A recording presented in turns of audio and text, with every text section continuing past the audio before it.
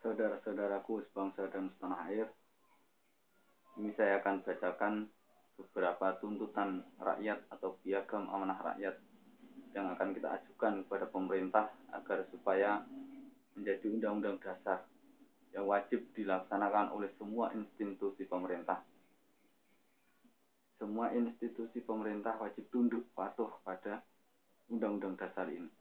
Apabila mereka melanggar piagam amanah rakyat ini, undang-undang dasar ini, maka mereka harus diajukan ke pengadilan untuk diadili, diajukan ke Mahkamah Konstitusi untuk dipecat. Saudara-saudaraku, inilah salah satu dari rancangan undang-undang dasar ini. Tentunya akan ada kekurangan-kekurangannya. Ini sebagai usulan, tidak harus seperti ini.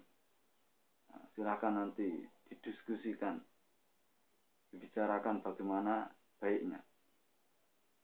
Yang pertama, merevisi kembali kebijakan otonomi daerah yang telah menyebabkan ketidakadilan semakin meluas di masyarakat dan mengganti otoda dengan sentralisasi kembali sebagaimana kewenangan khalifah dalam sistem Islam. Saat ini negara kita ini menganut desentralisasi. Maka apabila ini dilanjutkan terus, satu, bangsa ini akan mudah terpecah belah. Disintegrasi bangsa akan mengancam bangsa ini. Daerah-daerah akan mudah sekali untuk memisahkan diri. Yang kedua, seorang presiden dituntut untuk meratakan pembangunan, meratakan keadilan sosial, dituntut untuk sekolah gratis, kesehatan gratis, dan lain-lain. Maka apabila tidak sentralisasi, presiden tidak akan mampu untuk melaksanakan pemerataan pembangunan ke semua wilayah negara Indonesia. Karena kalau desentralisasi, maka yang daerah yang kaya akan semakin kaya, daerah yang miskin akan semakin miskin. Maka dengan sentralisasi, daerah yang miskin ini akan bisa disubsidi dari daerah yang kaya, akan diambilkan dari daerah yang kaya. Begitulah seharusnya seorang presiden, memeratakan pembangunan ke seluruh rakyat, memeratakan keadilan ke seluruh rakyat. Dengan mengambil dari daerah-daerah yang kaya ini diambil untuk mensuplai daerah-daerah yang miskin. Maka negara itu harus sentralisasi. Yang kedua, negara harus meratakan pembangunan sampai ke pelosok negeri dengan membangun infrastruktur yang lengkap, selengkap-lengkapnya. Yang ketiga, menjalankan pemerintahan yang transparan. Harus transparan. Infrastruktur harus lengkap, terutama jalan. Perekonomian ini akan tersendat-sendat kalau jalan-jalan ini rusak. Jalan-jalan ini tidak diperbaiki. Terutama jalan ini harus diperbaiki sebaik mungkin. Keempat, piagam ini bersifat baku, tidak boleh dirubah-rubah oleh siapapun termasuk semua institusi pemerintah, kecuali oleh rakyat itu sendiri melalui revolusi. Kenapa harus baku?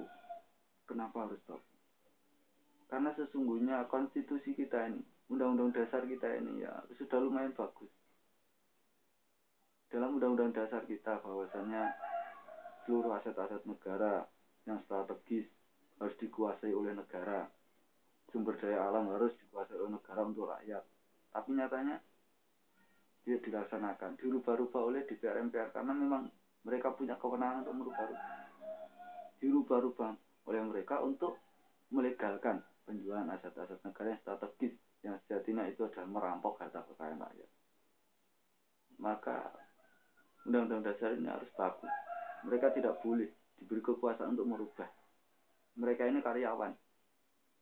Ya memang mereka DPR MPR ini sebetulnya sebagai wakil rakyat, akan tapi mereka tidak bisa menjadi wakil rakyat. Mereka hanya menjadi wakil para kapitalis. Maka untuk menanggulangi agar mereka tidak menjadi wakil para kapitalis, maka undang-undang dasar ini tidak bisa dirubah. undang-undang dasar yang tidak bisa dirubah. Sumber-sumber daya alam tidak boleh dilepas kepada asing, wajib untuk dikelola oleh negara untuk rakyat. Maka harus baku. 5. Apabila institusi pemerintah terutama presiden melanggar atau tidak mau melaksanakan atau tidak mampu melaksanakannya setelah tenggang waktu 4 bulan dari masa jabatan, maka rakyat baik secara individu maupun kelompok berhak mengajukan ke Mahkamah Konstitusi untuk diadili kemudian diberhentikan. Dikasih waktu tenggang 4 bulan. Kalau kurang ya 1 tahun. Presiden harus bisa melaksanakan ini amanah rakyat. Ini undang-undang dasar. Apabila presiden tidak mampu, maka baik itu individu maupun kelompok berhak untuk mengajukan presiden ini ke Mahkamah Konstitusi, diadili, diberhentikan. Ini berarti presiden tidak becus melaksanakan undang-undang dasar. Ini berarti presiden tidak mampu melaksanakan amanah rakyat, diadili, kemudian diberhentikan. Keenam, gubernur, bupati, wali kota, ketua hakim, kecuali Mahkamah Konstitusi diangkat dan diberhentikan oleh presiden atas persetujuan DPRD dan tokoh-tokoh masyarakat setempat. Bila DPRD dan tokoh-tokoh masyarakat setempat sepakat menghendaki mereka diberhentikan, maka presiden wajib memberhentikan mereka. Kenapa harus presiden mengangkat? Karena seorang presiden ini harus dialah yang tahu siapa-siapa yang menjadi rekan kerjanya. Gubernur, bupati, wali kota, kemudian hakim, ini adalah rekan-rekan kerja presiden. Kalau presiden sendiri yang meratakan keadilan ke seluruh rakyat Indonesia, jelas tidak bisa. Tanpa mereka, tanpa gubernur, tanpa bupati, tanpa wali kota. Maka seorang presiden harus tahu sesungguhnya siapa yang cocok untuk menjadi rekan kerja saya membangun Indonesia ini. Presiden yang tahu. Kalau presiden seharusnya mengajukan, ini loh yang cocok untuk menjadi rekan saya. Bukan malah pesaingnya. Selama ini yang mengajukan itu dari partai. Yang tentunya partai ini kadangkala ya pesaing dari presiden itu. Maka bagaimana bisa bekerja sama kalau bupatinya, gubernurnya adalah pesaing presiden? Sesungguhnya gubernur, bupati, pengadilan, hakim itu harus dia adalah sejalan dengan presiden. Maka seorang presiden harus tahu gubernur, bupati yang mana yang soleh, yang amanah, yang bisa menjadi partner kerjanya. Tentunya dengan persetujuan DPR dan tokoh-tokoh setempat. Kemudian ketujuh, kampanye hanya boleh di media cetak dan elektronik dan dibiayai oleh negara. Para calon pejabat tidak boleh mengeluarkan uang sepeser pun untuk biaya kampanye. Bagi pelanggarnya dipotong tangannya. Ini penting. Bahwasanya dengan sistem pemilu saat ini, kampanye dengan menghambur-hamburkan uang yang sangat banyak, ujung-ujungnya hanya untuk bisnis. Ujung-ujungnya para pejabat ini hanya mengembalikan modal mencari untung. Rakyat nomor 100 selikur. Nggak diperhatikan, nggak dipikirkan. Mereka hanya memikirkan bagaimana mengembalikan modal, bagaimana mencari untung. Maka kampanye tidak boleh kecuali kampanye di media cetak maupun di media elektronik dengan dibiayai oleh negara. Tidak hanya omong kosong, kampanye omong kosong cuma janji-janji lamis, janji mulut doang.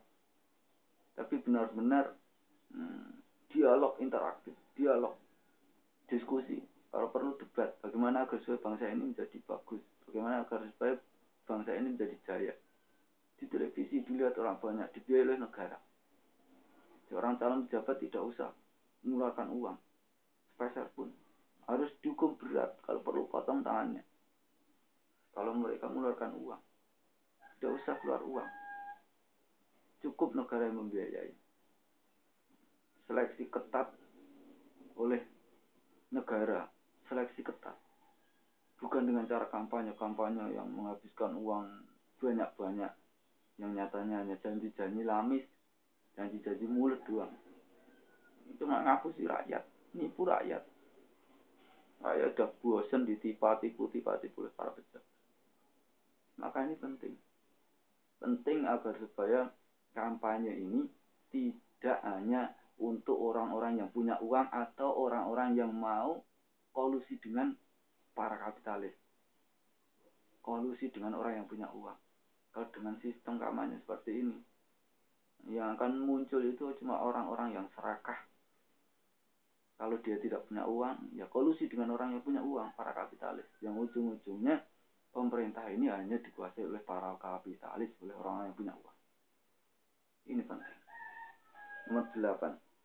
Mengadakan dialog interaktif dengan para pejabat, terutama presiden, gubernur, wali kota, bupati minimal seminggu sekali untuk menampung aspirasi rakyat. Pejabat itu harus mengadakan dialog interaktif dengan rakyat minimal seminggu sekali. Selain untuk menampung aspirasi rakyat, pejabat ini untuk memberikan petuah-petuah, wejangan-wejangan agar supaya rakyat ini menjadi orang yang solehah, untuk menjadi orang yang baik, memberikan nasihat minimal seminggu sekali. Pejabat ini harus ketemu dengan rakyat. Apa sih yang dimau oleh rakyat itu apa? Apa yang menjadi kebutuhan oleh rakyat itu apa? Bagaimana agar supaya rakyat ini menjadi orang yang solehah. Nasihat ini penting. Jadi seorang pejabat itu harus bisa menasihati rakyat, harus menjadi tauladan, harus menjadi contoh pada rakyat. Ini penting.